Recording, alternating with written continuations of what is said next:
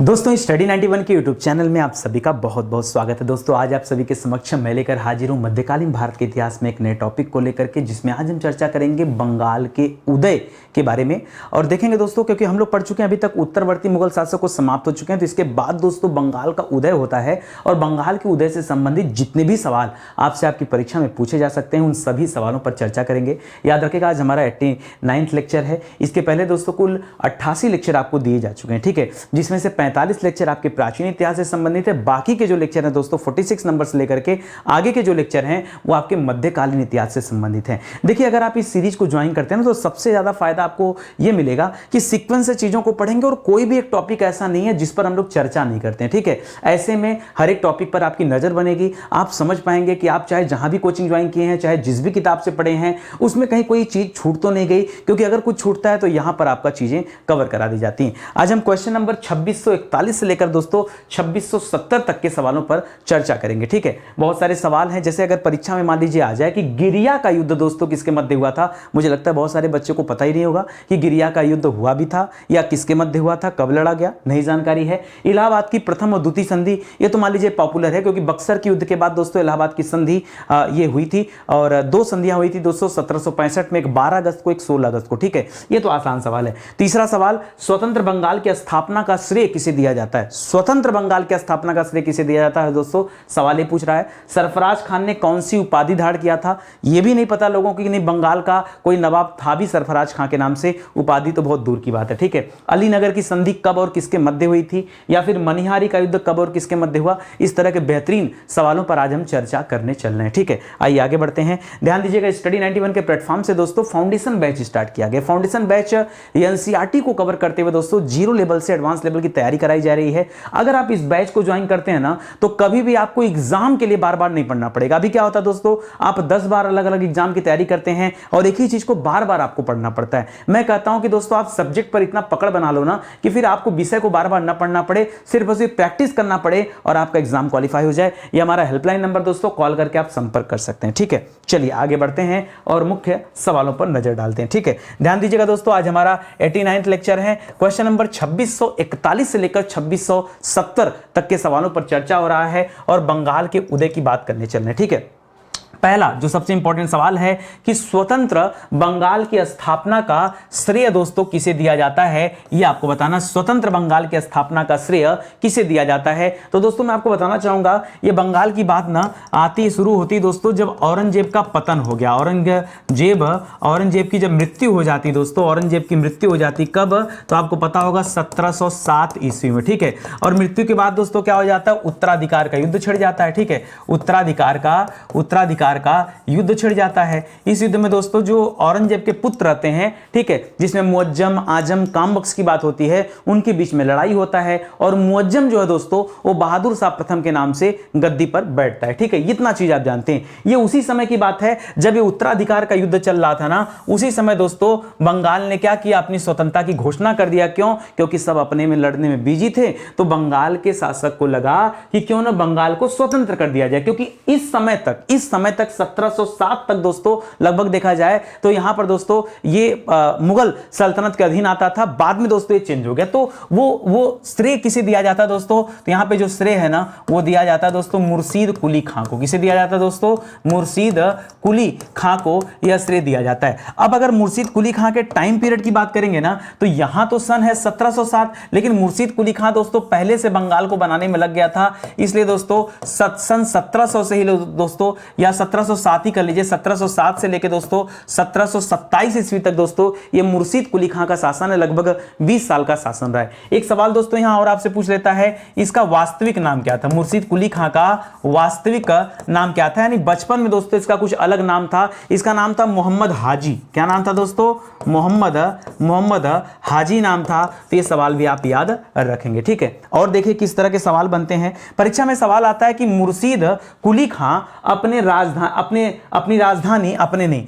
राजधानी ढाका से कहां स्थानांतरित कर दिया? दोस्तों हम लोग रटते हैं कि ढाका से मुर्शिदाबाद कर दिया। चलो एक पल के लिए मान लीजिए आप जान भी गए कि इसने अपनी राजधानी को मुर्शिदाबाद ट्रांसफर कर दिया था, लेकिन अगर आपको यह नहीं पता दोस्तों कि क्यों किया था तो फिर यह सवाल तो बेकार हो गया ना। फिर पढ़ने पढ़ाने का मतलब क्या है आपको तो पता होना चाहिए। मैं बताता हूं क्या हुआ था, ठीक है। देखिए जब हो गया दोस्तों औरंगजेब की मृत्यु, ठीक है, औरंगजेब की मृत्यु जब हो गई, ठीक है, औरंगजेब की जब मृत्यु हो गई दोस्तों, तो मृत्यु के बाद औरंगजेब का एक पोता था, ठीक है, उसके पोते का नाम था अजीमुस्सान। क्या नाम था दोस्तों? उसके पोते का नाम था अजीमुस्सान, ठीक है, अजीमुस्सान उसके पोते का नाम था। अजीमुस्सान ने दोस्तों लड़ाई कर दिया किसके खिलाफ दोस्तों? मुर्शीद कुली खां से। मुर्शीद कुली खां से दोस्तों ये लड़ बैठा। जब मुर्शीद कुली खां से, अच्छा अब आपके दिमाग में आएगा सर मुगल बादशाह तो बहादुर शाह प्रथम था, फिर ये अजीमुस्सान कहां से पैदा हो गया? देखिए वो जरूर मुगल बादशाह था, लेकिन जो पूरब का क्षेत्र था खास करके बिहार, उड़ीसा और बंगाल वाला क्षेत्र, वो अजीमुस्सान के अंतर्गत आता था दोस्तों, उसका प्रशासक ये था। इसलिए दोस्तों अजीमुस्सान ने मुर्शीद कुली खां से लड़ाई कर लिया। अब मुर्शीद कुली खां को डर था, भय था, ढाका जो उसकी राजधानी थी वो कंट्रोल में नहीं था, तो इसने सोचा एक सेफ राजधानी बनाया जाए, एक सुरक्षित राजधानी बनाई जाए जहां पर ये अजीमुस्सान आके हमें परेशान न कर पाए। इसी वजह से दोस्तों इसने अपने राजधानी को कहां शिफ्ट कर दिया? ढाका से उठा के मुर्शिदाबाद भेज दिया। अब मतलब समझे, हिस्ट्री को इस तरीके से पढ़ोगे तब जाकर याद होगा, आपको रटना नहीं है।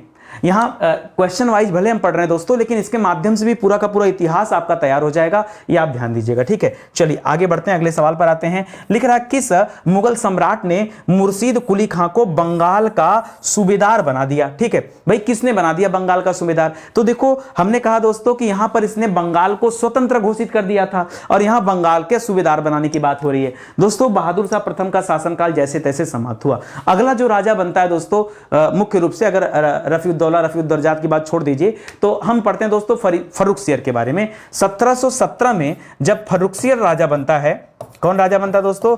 फर्रुखसियर राजा बनता है। तो फर्रुखसियर ने सोचा कि झूठ मूठ का दोस्तों बंगाल से लड़ाई मोल लेना यह सही नहीं है, और फर्रुखसियर ने क्या किया कि बंगाल का सूबेदार नियुक्त कर दिया, किसे? मुर्शीद कुली खां को। सोचा लड़ाई यहीं समाप्त हो जाएगी, और सूबेदार नियुक्त करने के ठीक बाद 1717 में वहां नियुक्त कर रहा है, ठीक 2 साल बाद दोस्तों 1719 में उड़ीसा को, जी हां दोस्तों, उड़ीसा को बंगाल में मिला लिया गया। याद रखेगा दोस्तों, उड़ीसा को कहां मिला दिया गया?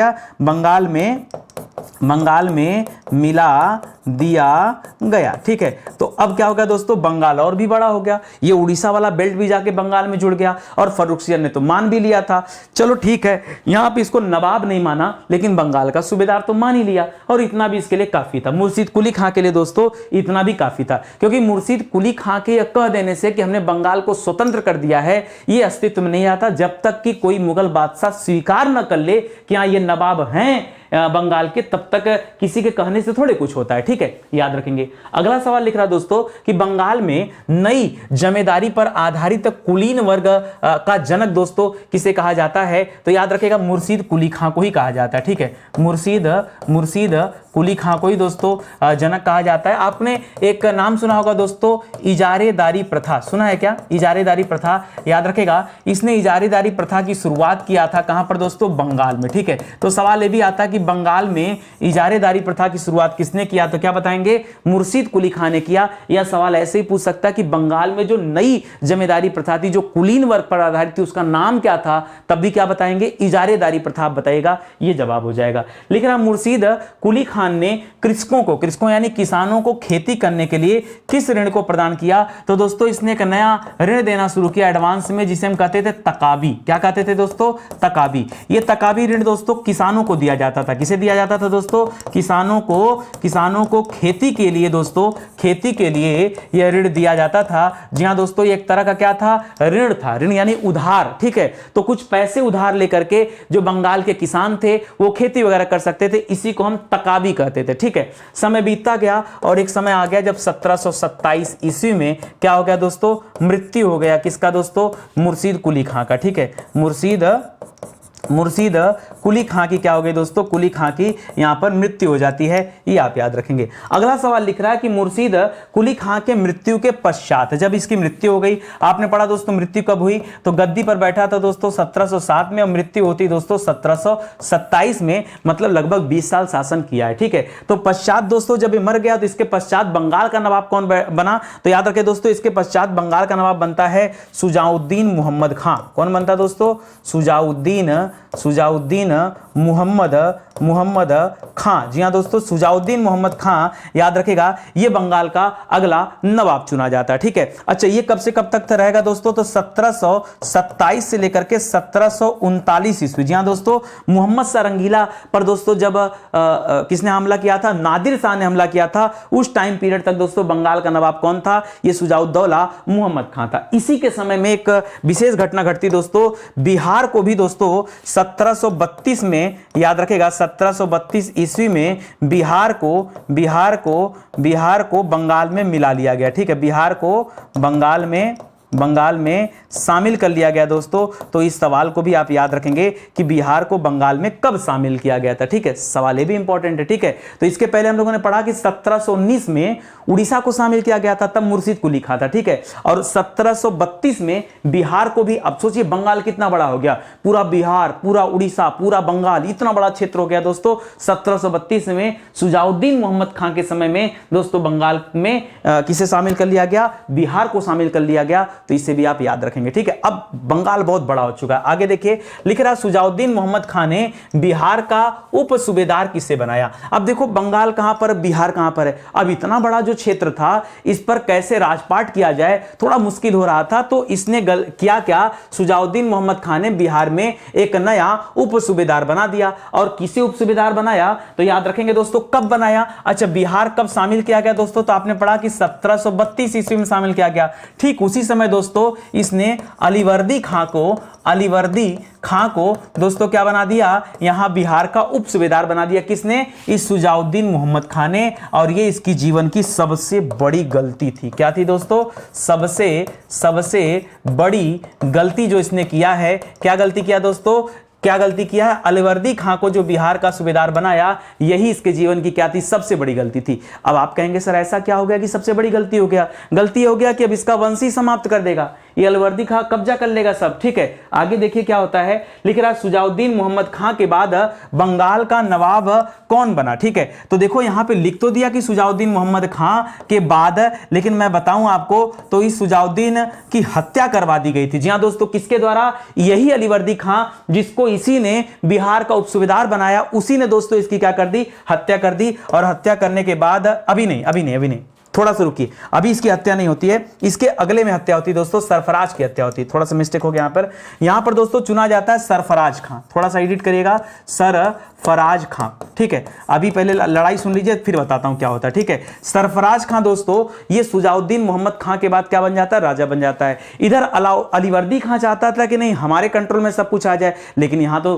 किसके कंट्रोल में जा रही थी बातें? सरफराज के। अच्छा, सरफराज कब राजा बना था? तो इसकी मृत्यु कब हुई थी? तो याद रखेगा दोस्तों, आपने पढ़ा कि इसका शासन 1727 में स्टार्ट होता है और 1739 ईस्वी तक चला है। इसका मतलब मृत्यु कब हुई? 1739 में। और ये अगला राजा कब बना दोस्तों? तो 39 से 40, बस एक साल। ठीक है, क्यों? क्योंकि अलीवर्दी खां यहां चाहता था कि शासन मेरे हाथों में आ जाए, और अलीवर्दी खां ने मोहम्मद खां की हत्या नहीं किया, अलीवर्दी खां ने सरफराज खां की हत्या कर दिया।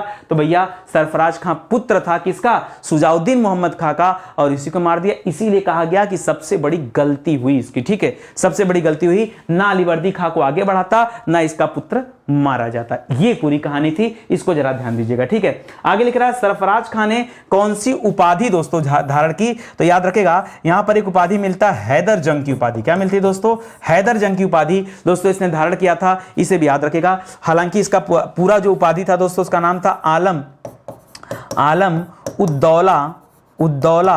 उद्दौला। ठीक है, हैदर जंग। ठीक है, हैदर जंग, ये थोड़ा सा लंबा चौड़ा नाम है। ठीक है, लेकिन आप याद रखेंगे मोटी मोटा हैदर जंग की उपाधि दोस्तों किसने धारण किया था? तो याद रखेगा किसने किया था? सरफराज खां, जो बंगाल का नवाब था, केवल और केवल एक साल के लिए उसी ने दोस्तों यह उपाधि धारण किया था। ठीक है, आगे बढ़िए। लिख रहा है गिरिया का युद्ध ये किसके मध्य हुआ? जी हां दोस्तों, गिरिया का युद्ध ये किसके मध्य होता है? तो अब देखिए यहां से लड़ाई फिर से स्टार्ट होती है। अभी आपने पढ़ा दोस्तों सरफराज खां के बारे में। ठीक है, और हमने यह भी कहा कि सरफराज खां की हत्या करा दिया जाएगा। सरफराज सरफराज खां। आपने पढ़ा दोस्तों सरफराज खां की हत्या कौन करवा देता है? अलीवर्दी खां। जी हां, बस उसी को पकड़िए पॉइंट को। तो यहां सरफराज खां लिखिए और अलीवर्दी खां, ठीक है। सरफराज खां वर्सेस अलीवर्दी खां के बीच में दोस्तों, अलीवर्दी खां के बीच में ये कौन सा युद्ध हुआ दोस्तों? तो याद रखेगा गिरिया का युद्ध लड़ा गया। कौन सा युद्ध लड़ा गया दोस्तों? गिरिया का युद्ध लड़ा गया। सवाल यह आ सकता कि कब लड़ा गया, ठीक है। अच्छा एक बात बताइए, कितने समय के लिए राजा रहा? अगर हम आपसे पूछें कितने समय के लिए, तो आपने कहा दोस्तों कि 1739 से 40 में, तो जाहिर सी बात है लड़ाई कब हुई होगी? 40 में। तो अगर सवाल पूछे कि कब, तो याद रखेगा क्या बताएंगे? 1740 ईस्वी में दोस्तों सरफराज खां और अलीवर्दी खां के बीच में गिरिया का युद्ध हुआ, जिसमें सरफराज खां मारा गया, अलीवर्दी खां जीत गया, और इस तरह से क्या बनता? अगला राजा, अगला नवाब कौन बनेगा? अलीवर्दी खां अब अगला नवाब बन जाएगा। अच्छा एक चीज और, जब भी कोई इतना बड़ा कारनामा होता है ना, तो याद रखेंगे हमेशा उसमें कोई न कोई और योगदान मिलता है, और इसमें कुछ दोस्तों आप कह सकते कुछ ऐसे व्यक्ति थे जो अलीवर्दी खां का साथ दे रहे थे, वो दोस्तों सरफराज खां का साथ नहीं दे पा रहे थे। ऐसे कुछ व्यक्तियों का नाम है जिसमें हाजी अहमद का नाम आता है और जगत सेठ का नाम आता है। किसका किसका नाम आता है? तो एक याद रखेगा, जगत सेठ धोखेबाज और हाजी अहमद, ठीक है, हाजी अहमद, ठीक है, हाजी अहमद। ये क्या रहते हैं दोस्तों? ये धोखेबाज रहते हैं, और इन्हीं धोखेबाजों की वजह से सरफराज खां की क्या हो जाती है? हत्या हो जाती है, और अलीवर्दी खां बंगाल का नवाब बन जाता है। अब देखिए, करा सरफराज खां के बाद बंगाल का नवाब कौन बना? तो अब तो उत्तर आपको मिल ही गया है कि अलीवर्दी खां। भाई उसी के लिए तो यहां गिरिया का युद्ध चल रहा है, ठीक है, गिरिया का युद्ध चल रहा है, तो अलीवर्दी खां दोस्तों ये अगला नवाब बन जाता है। अच्छा ये कब से कब तक रहेगा दोस्तों नवाब? इसका टाइम पीरियड क्या है? तो देखिए 1740 में तो नवाब बनता है, तो 40 से लेकर के 1756 ईस्वी तक। कब तक दोस्तों? 40 से लेकर के 56 तक दोस्तों, लगभग 16 साल तक दोस्तों नवाब के पद पर बना रहा, ठीक है, नवाब के पद पर बना रहा। इसके पहले 20 साल का शासनकाल 1707 से लेकर 1727 तक किसका था दोस्तों? वो हमने पढ़ा था मुर्शीद कुली खां के बारे में, ठीक है, ये अलीवर्दी खां है, ठीक है। चलिए आगे बढ़ते हैं। लिख रहा किस नवाब के शासनकाल में बंगाल को भारत का स्वर्ग कहा जाने लगा? देखिए था तो धोखेबाज आदमी, लेकिन बड़ा उन्नति किया इसने बंगाल का, ठीक है। अलीवर्दी खान ने दोस्तों बंगाल की उन्नति में कोई कसर नहीं छोड़ा, इसीलिए दोस्तों इसके अलीवर्दी खान के टाइम पीरियड को क्या कहा जाता था दोस्तों? यहां पर बंगाल को भारत का स्वर्ग कहा जाता था, कि भारत का स्वर्ग है कब दोस्तों? अलीवर्दी खान के समय में, मतलब इस 1740 से लेकर के 1756 ईस्वी तक का जो समय है दोस्तों, ये अपने आप में दोस्तों क्या था? स्वर्ण काल के नाम से जाना जाता है, ठीक है। एक और सवाल पूछ सकता दोस्तों, उपाधि, अलीवर्दी खान की उपाधि दोस्तों क्या थी? तो याद रखेगा मिर्जा मोहम्मद दोस्तों इसकी उपाधि थी। क्या थी दोस्तों? मिर्जा मोहम्मद खां, याद रखेगा ये उपाधि था किसका? अलीवर्दी खां का उपाधि था। बाकी हैदर जंग तो बता ही दिया, आलम-उद-दौला हैदर जंग, याद रखेगा वो अलग नाम है, ठीक है, वो सरफराज खां का था। आगे बढ़िए, लिख रहा अलीवर्दी खां को किस मुगल बादशाह ने बंगाल का नवाब स्वीकृत करने का दोस्तों घोषणा पत्र जारी कर दिया? देखिए अगर आपको इसके बारे में जानना है तो पता होना चाहिए कि 1740 से लेकर के 1756 ईस्वी के मध्य मुगल बादशाह था कौन? ठीक है, तो 1739 में तो मोहम्मद शाह रंगीला था, ठीक है, तो उसी रंगीला का शासन चल रहा था, और मोहम्मद शाह रंगीला जो था दोस्तों, इसी ने क्या कर दिया? इसी ने इसे नवाब स्वीकृत कर लिया। तो ये भी याद रखेंगे, इसके पहले किसी को नवाब नहीं माना गया था। अगर आप ध्यान दीजिए दोस्तों फर्रुखसियर के समय को, जब मैंने कहा कि 1717 में फर्रुखसियर ने किसे दोस्तों? मुर्शीद कुली खां को दोस्तों बंगाल का सूबेदार समझा था, नवाब नहीं समझा था। हालांकि स्वतंत्रता की घोषणा कर दिया था मुर्शीद कुली खां ने, लेकिन तब भी इसको नवाब नहीं कहा जाता था। इसको क्या कहते थे? इसको सूबेदार बोलते थे। मुर्शीद कुली खां क्या था? वो बंगाल का सूबेदार था, उसे कोई नवाब मानता नहीं था। नवाब मानने वाली बात शुरू कहां से होती दोस्तों? तो पहली बार बंगाल का नवाब किसे स्वीकृत किया गया है? तो अलीवर्दी खां को स्वीकृत किया गया है। किसने स्वीकार किया है? तो स्वयं मुगल बादशाह मोहम्मद शाह रंगीला ने स्वीकार किया है। सर फ्री में या कुछ देना लेना पड़ा था? देना लेना पड़ा था ना। 2 करोड़ रुपए दोस्तों नजराना लगा था यहां पे, ठीक है। कितना रुपया दोस्तों? तो 2 करोड़ रुपए दोस्तों, रुपया तो चलता नहीं था फिलहाल, ठीक है, 2 करोड़ नजराने के रूप में दोस्तों दोस्तों दिया गया था, नजराना, नजराना केवल खुश करने के लिए, और उस नजराने के बदले में मोहम्मद सरंगीला ने इसे नवाब बना दिया और ये चाहता था। ठीक है, अगला सवाल लिख रहा है अलीवर्दी खां ने किसे चौथ कर दिया। अब देखिए मुद्दा क्या है, अलीवर्दी खां का शासनकाल जब से शुरू हुआ 1740 से लेकर 56 तक। ठीक है, 56 ईस्वी तक आपने पढ़ा दोस्तों कि 16 साल का समय रहा, 16 वर्ष तक दोस्तों इसने राजपाट किया। इन 16 वर्षों में दोस्तों हर साल दोस्तों मराठे दोस्तों इस पर हमला कर देते थे। ठीक है, मराठे इस पर हमला कर देते थे और बहुत तंग करते थे, बहुत परेशान करते थे। मजबूरन अलीवर्दी खां को मराठों के साथ शांति समझौता करना पड़ा। मराठों के साथ क्या करना पड़ा दोस्तों, शांति समझौता करना पड़ा। और शांति समझौता करने के साथ साथ फ्री में नहीं, मराठों ने कहा भाई कुछ चाहिए, तो याद रखेगा यहां तय हुआ कि 12 लाख रुपया सालाना ये कौन देगा दोस्तों, चौथ कर के रूप में अलीवर्दी खां मराठों को देगा। अलीवर्दी खां मराठों को 12 लाख रुपए सालाना यहां क्या देगा दोस्तों, चौथ कर देगा। और इतना ही नहीं, साथ ही साथ दोस्तों जो उड़ीसा था ना, वो उड़ीसा भी किसे दे दिया गया, मराठों को दे दिया गया। ये वही उड़ीसा दोस्तों जिसे आपको याद होगा दोस्तों, ये वही उड़ीसा है जिसे सबसे पहले क्या बोलते हैं, वहां 1719 में मुर्शीद कुली खान ने दोस्तों इसको मिलाया था, याद है, ये वही उड़ीसा। बाकी 1732 में बिहार को मिलाया गया, मुझे कंफ्यूजन हो रहा था। ठीक है, तो इसको याद रखेंगे। अच्छा, ये वाली घटना दोस्तों कब घटी, शांति समझौता हुआ कब, तो ये शांति समझौता का टाइम पीरियड था दोस्तों 1751 ईस्वी। जी हाँ दोस्तों, 1751 ईस्वी में ये शांति समझौता हुआ था। बात क्लियर है, आपको समझ में आ रहा है, कहीं कोई डाउट नहीं ना। चलो आगे बढ़ते हैं। ठीक है, आगे लिख रहा दोस्तों, अंग्रेजों को बंगाल में व्यापार करने का अधिकार ये किस शासक ने दिया, तो याद रखें दोस्तों उसका नाम क्या था, अलीवर्दी खां। ठीक है, अलीवर्दी खां के समय में दोस्तों कहा जाता है कि अंग्रेज व्यापार करने के लिए आए थे। यहां देखिए क्या लिखा है, व्यापार करने का। ठीक है, तो केवल और केवल व्यापार का अधिकार दिया गया। दो चीजों के बारे में उनको मना कर दिया गया अंग्रेजों को, कि वो अपनी किलेबंदी नहीं करेंगे और अपनी सेना नहीं रखेंगे। ठीक है, सेना नहीं रखेंगे। इन दो चीजों की मनाही किया गया कि कोई भी अंग्रेज पूरे बंगाल में कहीं भी किलेबंदी नहीं करेगा, कहीं भी सेना नहीं रखेगा। ये अगर एक्सेप्ट हो तब तो दोस्तों अलीवर्दी खां ने यहां पर बाकी व्यापार करने की छूट उठा के दे दिया अंग्रेजों को। और ये कहानी यहीं से शुरू होती है अब और आगे। ठीक है, अब होती है अंग्रेजों की एंट्री यहां पर। ठीक है, याद रखिएगा स्टडी 91 के प्लेटफॉर्म से दोस्तों किताबें लॉन्च की गई हैं। इन किताबों को कभी आप लीजिए ना, देखिए कितना क्वालिटी के साथ दोस्तों किताबें बनाएगी, निश्चित रूप से आपको पसंद आएगा। ऐसा हो ही नहीं सकता कि आपको किताबें न पसंद आए। एक बार मौका तो दीजिए, स्टडी 91 की किताब है तो मतलब मान के चलिए अगर नितिन सर ने दिया है इसका मतलब क्वालिटी होगा। मेरी क्लास मैं कभी देखिए, मेरी आदत है, मैं शुरू से जब से पढ़ा रहा हूं दोस्तों, मैं कभी खाना पूर्ति नहीं करता, या तो मैं नहीं पढ़ाता हूं। कई बार ऐसा हुआ होगा कि महीनों तक मेरे वीडियोस नहीं आते हैं। ठीक है, जब मेरा मन नहीं होता पढ़ाने का तो नहीं पढ़ाता हूं, लेकिन जब पढ़ाता हूं तो पूरे मन के साथ पढ़ाता हूं। आप देखो ना, वीडियो बना रहा हूं, 25-30 लोग वॉच पे आएंगे, व्यू इसका पता कितना जाएगा, 25-30 लोग। विश्वास कीजिए, क्या हमें बुरा नहीं लगता, इतना बड़ा चैनल, 50 लाख से ज्यादा लोग सब्सक्राइबर हैं, 25-30 लोग देखने आ रहे हैं, 50 लोग भी देखने नहीं आ रहे हैं, लेकिन मुझे उस बात से कोई फर्क नहीं पड़ता। मैं अपने आप में संतुष्ट रहता हूं कि नहीं, मुझे काम करना है तो करना है, चाहे 25 लोग देखने आए चाहे 2 लोग देखने आए। मुझे पता है आज नहीं तो कल आप इस वीडियो की महत्ता को समझेंगे, आप सबके सब समझेंगे, और तब ये वीडियो दोस्तों लाखों मिलियंस में चलेगा, ये आप ध्यान दीजिएगा। ठीक है, ऐसे नहीं स्टडी 91 के बहुत सारे वीडियो दोस्तों करोड़ों व्यूज देके गए हैं, तो उनमें क्वालिटी है इसीलिए। ठीक है, तो एक मौका दीजिए, जुड़िए स्टडी 91 के साथ। ये हमारा हेल्पलाइन नंबर है, कहीं कोई दिक्कत है, परेशानी है, समस्या, कॉल करिए, व्हाट्सएप करिए। ठीक है, आपको सोल्यूशन दिया जाएगा। चलिए आगे बढ़ते हैं, आगे पढ़िए।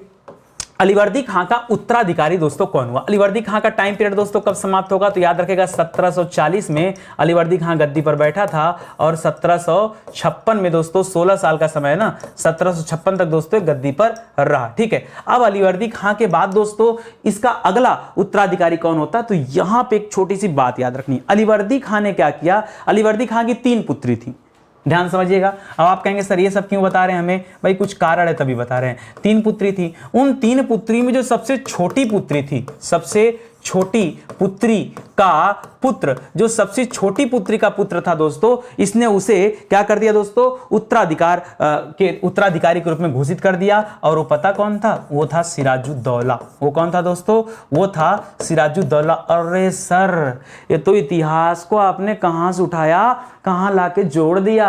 अरे भाई यही तो है इतिहास का कमाल। ठीक है, मजा तो खूब आएगा। सिराजुद्दौला सर, इसके बारे में तो पढ़े हम लोग। ठीक है, तो 1756 से लेके 57, बस 1 साल इसका टाइम पीरियड है दोस्तों। काट ले अपना जीवन। ठीक है, तो याद रखेगा सबसे छोटी पुत्री का पुत्र था। अब एक बात बताओ, अगर कोई राजा की 3 पुत्रियां हो और वो सबसे छोटी पुत्री के पुत्र को दोस्तों उत्तराधिकारी घोषित कर दे, तो क्या बाकी की 2 पुत्रियां चुप रहेंगी? बाकी की 2 पुत्रियों ने भी दोस्तों यहां पर क्या कर दिया, नौटंकी करना शुरू कर दिया। अब सुनिए, उन 2 पुत्रियों में किसका नाम आता है? तो जो सबसे बड़ी पुत्री थी दोस्तों, उसका नाम था घसीटी बेगम। क्या नाम था दोस्तों? घसीटी बेगम। अब आप कहोगे सर घसीटी बेगम कौन था? तो याद रखेगा, इसके पति जो थे ना घसीटी बेगम के, ये ढाका के नवाब थे। क्या थे दोस्तों? ये ढाका के नवाब थे। घसीटी बेगम ने कहा कि भाई हमारे पुत्र को क्यों नहीं मौका दिया गया, या हमारे पति को ही मौका दे दिया गया था, क्यों सारा लाड प्यार ये तीसरी जो सबसे छोटी पुत्री थी उस पर क्यों लुटा दिया गया? इसी तरह से याद रखेंगे, यहां पर पहली पुत्री हो गया, ये तीसरी पुत्री बता दिया, ये तीसरी पुत्री। जो दूसरी वाली पुत्री थी दोस्तों, जो दूसरी पुत्री थी, ठीक है, दूसरी पुत्री का पुत्र, ठीक है, दूसरी पुत्री का पुत्र, उसका नाम था दोस्तों शौकत जंग। क्या नाम था दोस्तों? शौकत जंग। देखिए पीछे एक आपने पढ़ा था हैदर जंग। हैदर जंग अलग हो जाएगा दोस्तों, ये शौकत जंग है। हैदर जंग जो था दोस्तों, वो उपाधि था और किसने धारण किया था? सरफराज खान ने धारण किया था। ये शौकत जंग है। ये शौकत जंग दोस्तों, इसने क्या कर दिया? इसने लड़ाई छेड़ दिया। ठीक है, देखिए, अच्छा अब कहोगे दोस्तों दूसरी पुत्री का मतलब पति क्या करता था? तो इसका जो पति था ना, इसका जो पति था वो, आपने पूर्णिया नाम सुना? पूर्णिया का नवाब था। जी हाँ दोस्तों, इसका पति कहां का नवाब था? पूर्णिया का नवाब था। ठीक है, तो एक तरफ घसीटी बेगम, एक तरफ पूर्णिया के नवाब का पुत्र कौन? शौकत जंग। ये लोग लड़ पड़े उत्तराधिकार की लड़ाई में। नहीं, हमको भी गद्दी चाहिए, हमको भी बंगाल का नवाब बनना है। अब भैया नवाब तो बना के चला गया सिराजुद्दौला को, कहानी समझिए क्या होता है। अगला क्वेश्चन पढ़िए, लिख रहा सिराजुद्दौला के नवाब बनते ही उसका विरोध किसने किया? समझ गए ना, किसने किसने विरोध किया? एक तो घसीटी बेगम, ठीक है, तो याद रखेंगे मौसी, क्या है इसकी? मौसी है ना, ठीक है, मौसी घसीटी बेगम, इसने विरोध किया, घसीटी बेगम ने विरोध किया। ठीक है, जो दूसरी वाली मौसी थी दोस्तों, फर्स्ट वाली भी विरोध की, जो दूसरी वाली मौसी थी, ठीक है, उसका पुत्र जो था दोस्तों शौकत जंग, ठीक है, शौकत जंग दोस्तों, इसने भी विरोध किया। तो ये सब चीजें याद रखेगा, यही तो आपसे पूछना चाह रहा है। ठीक है, तो इसको याद रखेंगे, ये भी इंपॉर्टेंट है। ठीक है, आगे बढ़िए दोस्तों, लिख रहा मनिहारी का युद्ध कब और किसके मध्य हुआ? तो अगर आपसे पूछे कब हुआ, तो इसके गद्दी पर बैठते ही हुआ है। ठीक है, 1756 ईस्वी में दोस्तों ये मनिहारी का युद्ध हो गया। अब बात आती किसके मध्य हुआ, तो एक मेन लड़ाई तो दोस्तों सिराजुद्दौला की है, क्योंकि सब चाह रहे हैं कि गद्दी हमको मिल जाए, सिराजुद्दौला। और जो तीसरी वाली मौसी थी इनकी, ठीक है, उसका जो पुत्र था शौकत जंग, ये आके भिड़ गया डायरेक्ट इनसे। ठीक है, शौकत जंग आके भिड़ गया, शौकत जंग आके भिड़ गया। शौकत जंग क्या हो जाता है दोस्तों? मारा जाता है, सिराजुद्दौला जीत जाता है। इस प्रकार से दोस्तों सिराजुद्दौला नवाब बन जाता है। ये था मनिहारी का युद्ध। समझ में आया? बढ़िया लगा पढ़ करके? क्या लगा? अच्छा लगा? देखिए इतिहास को जितना मन से पढ़ेंगे ना, जितना मन से पढ़ेंगे उतना इंटरेस्ट पैदा होगा। विश्वास कीजिए, मैं तो अभी पढ़ाना शुरू किया हूं दोस्तों। ये सीरीज बहुत लंबे समय तक चलेगी। इसमें मॉडर्न हिस्ट्री भी कवर कराऊंगा, इंडियन ज्योग्राफी भी कवर कराऊंगा, वर्ल्ड ज्योग्राफी भी कवर कराऊंगा। सबका नंबर आएगा, बस आप ध्यान से पढ़ते चलो, इंटरेस्ट आपका बना रहेगा। और एक तरह से डेमो क्लास है, ये डेमो क्लास है। अगर इस तरह की बेहतरीन क्लास आपको चाहिए तो इसकी 50 गुना अच्छी क्लास दोस्तों हमारा फाउंडेशन बैच है, ज्वाइन करके तो देखो समझ में आएगा तब। ठीक है, अभी तो क्वेश्चन आंसर के माध्यम से अगर आपको चैप्टर में रटा दे रहा हूं या पूरा का पूरा याद करा दे रहा हूं, तो ये अपने आप में बड़ी बात है। आगे बढ़िए, लिख रहा सिराजुद्दौला के शासन काल के दौरान किसके मध्य दोस्तों सप्तवर्षीय युद्ध चल रहा था? ठीक है, ये सप्तवर्षीय युद्ध चल रहा था दोस्तों अंग्रेजों एवं फ्रांसीसियों के मध्य। ठीक है, अब आप कहोगे सर ये इतिहास तो कहीं और जा रहा है। नहीं, कहीं और नहीं जा रहा है, कारण है बताने का। इन दोनों के मध्य में सप्तवर्षीय युद्ध चल रहा था। समय किसका? सिराजुद्दौला का। और इन दोनों ने क्या कर दिया दोस्तों? इन दोनों ने आकर के बंगाल में इन दोनों ने आकर क्या कर दिया? बंगाल में व्यापार के साथ साथ अब किलेबंदी भी शुरू कर दिया था, किलेबंदी। ठीक है, जबकि आपको याद होगा दोस्तों, तो व्यापार का अधिकार अलीवर्दी खान ने दिया था, लेकिन किलेबंदी करना और अपना सेना रखने का अधिकार दोस्तों ये मनाही थी। लेकिन अब सिराजुद्दौला करता भी तो क्या करता, सिराजुद्दौला तो अपने भाई से लड़ने में लगा था, मौसी के लड़के से लड़ने में लगा था, घसीटी बेगम से लड़ने में लगा था, जो और लोग थे उनसे लड़ने में लगा था। ऐसे में दोस्तों इसका फायदा इन लोगों ने उठाया और इन दोनों ने, मैं नहीं कह रहा हूं कि केवल अंग्रेजों ने, फ्रांसीसियों ने भी दोस्तों बंगाल में क्या किया, किलेबंदी कर डाली। बंगाल में क्या कर दिया, किलेबंदी। अब एक बात बताओ, जब इसको पता चला कि जो है सिराजुद्दौला को जब पता चला कि अलीवर्दी खान ने किलेबंदी के लिए सख्त मनाही किया था, सेना रखने के लिए सख्त मनाही किया था, तो गुस्सा तो आएगा सिराजुद्दौला को। बस वही गुस्से का कारण क्या बना, ये ब्लैक होल घटना। जी हां दोस्तों, लिख रहा किस नवाब के शासनकाल में ये ब्लैक होल त्रासदी हो गया। तो ये ब्लैक होल त्रासदी इसी सिराजुद्दौला के शासनकाल में हुआ है। कब हुआ दोस्तों, तो याद रखिएगा 20 जून 1756 ईस्वी को दोस्तों क्या होता है, ब्लैक होल घटना घटती है। ये सिराजुद्दौला उस समय दोस्तों क्या रहता है, नवाब रहता है। और सिराजुद्दौला ने पता क्या किया, गुस्से में आकर अंग्रेजों को बंदी बनाना शुरू कर दिया। कुल मिलाकर के 146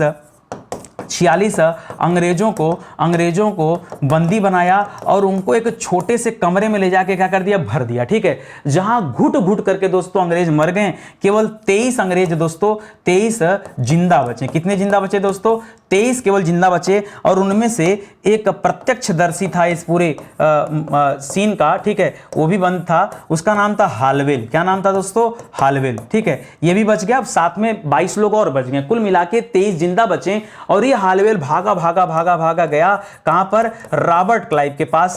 रॉबर्ट क्लाइव दोस्तों उस समय अंग्रेजों का सेनापति था और रॉबर्ट क्लाइव को जाकर सूचित किया कि हमारे 146 लोगों को बंदी बनाकर इतने बुरी तरीके से मारा कि लोग रात भर में अफना के मर गए, ऑक्सीजन नहीं मिला। इतना छोटा काल कोठरी था, भर दिया ले जाके, उसमें अफना के दोस्तों ये सभी मर गए। ये कहानी हुआ। अब होता है अलीनगर की संधि। ठीक है, अलीनगर की संधि कब और किसके मध्य हुई, तो याद रखेंगे दोस्तों। अब लोगों को पता है कि इसके ठीक बाद प्लासी का युद्ध हो गया।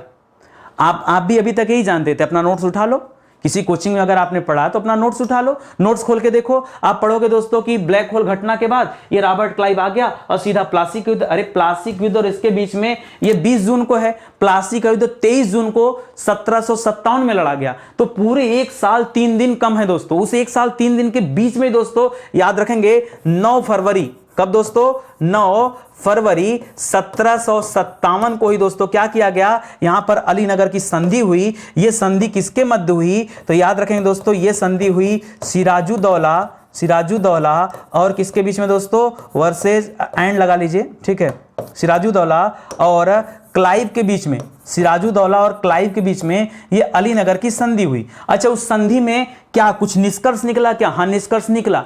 निष्कर्ष ये निकला कि दोस्तों अभी आपने पढ़ा कि किलेबंदी तो अंग्रेजों ने कर रखा था, लेकिन दोस्तों सेना नहीं थी। इस बार इसने क्या किया कि अलीनगर की संधि से किलेबंदी को भी ले लिया अपने कंट्रोल में अंग्रेजों ने, और सेना को भी ले लिया, और सिक्के ढालने की अनुमति भी प्राप्त कर ली। क्या क्या, कुल 3 चीजें। ठीक है, एक तो किलेबंदी वाला भी काम हो गया इनका।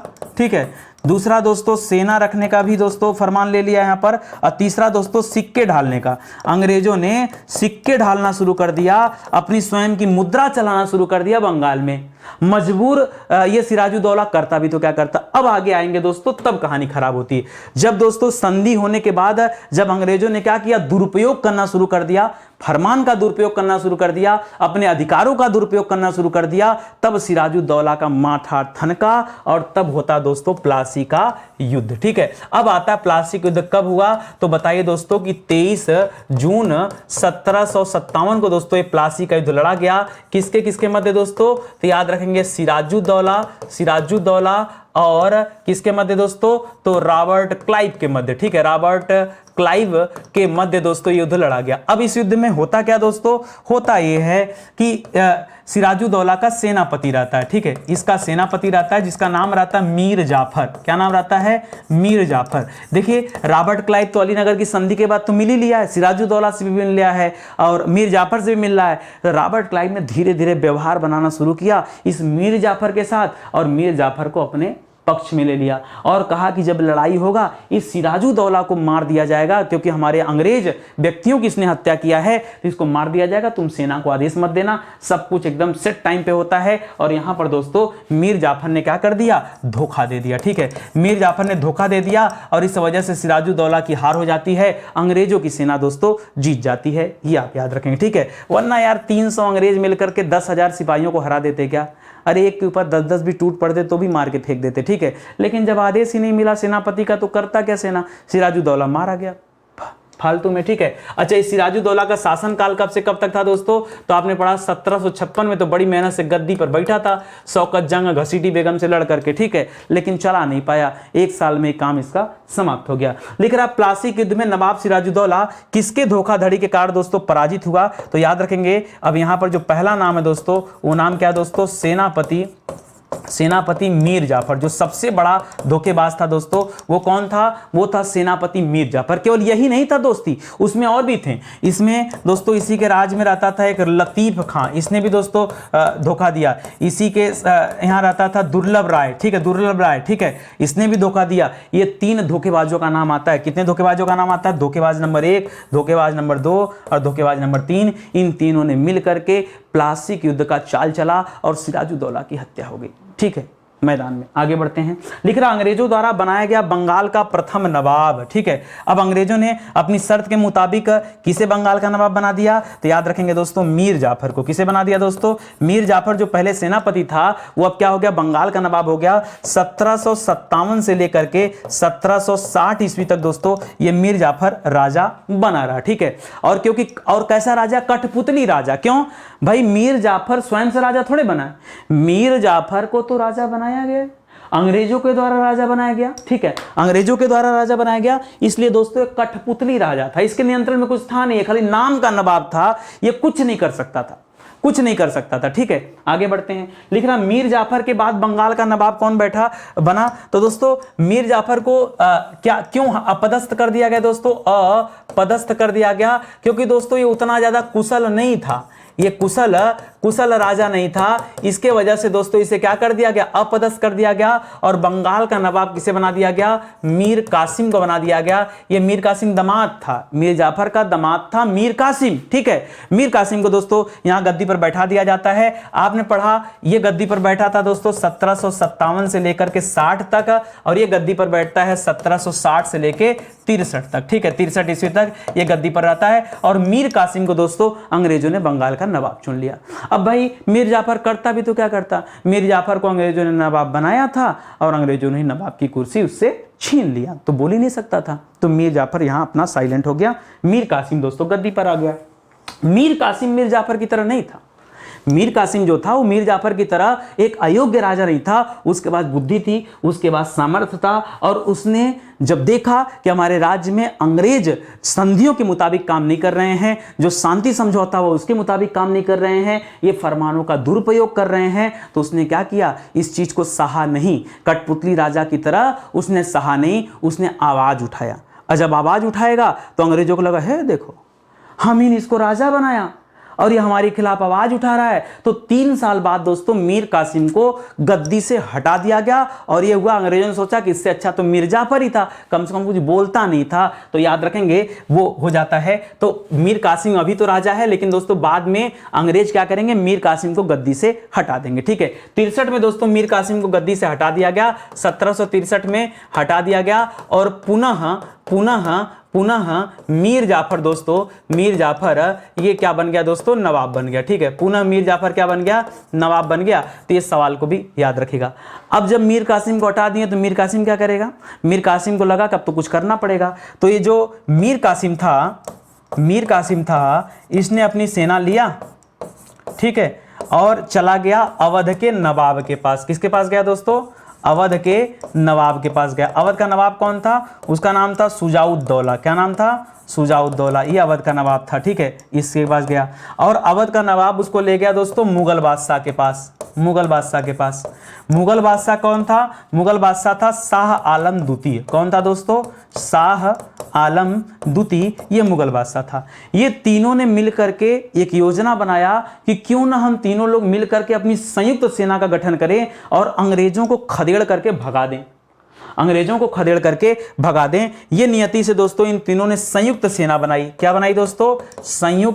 संयुक्त सेना का गठन किया, ठीक है। और उसके बाद दोस्तों इधर अंग्रेजों के साथ अच्छा, उस समय अंग्रेज सेनापति कौन था दोस्तों? तो अंग्रेजों की तरफ से हेक्टर मुनरो था। कौन था दोस्तों? हेक्टर मुनरो था, ठीक है। हेक्टर मुनरो के साथ दोस्तों ये संयुक्त सेना जाकर के भिड़ गई। कब भिड़ गई दोस्तों? तो याद रखेंगे यह युद्ध होता है 22 अक्टूबर 1764 को, लेकिन इतनी बड़ी संयुक्त सेना को लेकर के भी ये हार जाते हैं और हेक्टर मुनरो दोस्तों जीत जाता है। ये युद्ध इतना निर्णायक साबित होता है कि भारत के इतिहास में अंग्रेजों की एंट्री यहां से हो जाती है, ठीक है, एंट्री हो जाएगी। सुनिए, लिख रहा मीर जाफर की मृत्यु के बाद बंगाल का नवाब कौन बना, ठीक है। अच्छा चलिए, यहां तो आप समझ गए। अब इसके बाद क्या होता है दोस्तों? मीर जाफर की हो जाती मृत्यु, ठीक है। अभी आपने पढ़ा कि मीर जाफर यहां कासिम के बाद मीर जाफर राजा बना, ठीक है। अब मीर जाफर की जब मृत्यु हो जाती है तो बंगाल का नवाब कौन बनता है दोस्तों? याद रखेगा नजमुद्दौला। कौन बनता है दोस्तों?